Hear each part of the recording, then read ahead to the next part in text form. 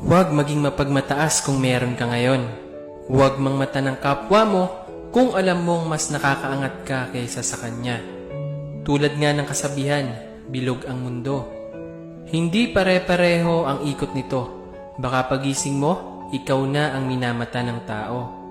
At lahat ng pinagyayabang mo ay biglang maglaho sa'yo.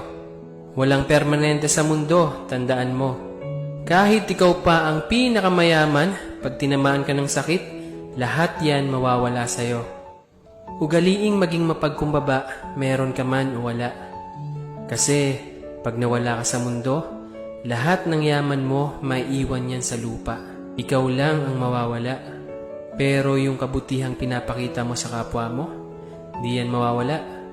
Bato-bato sa langit, ang tamaan, huwag magalit.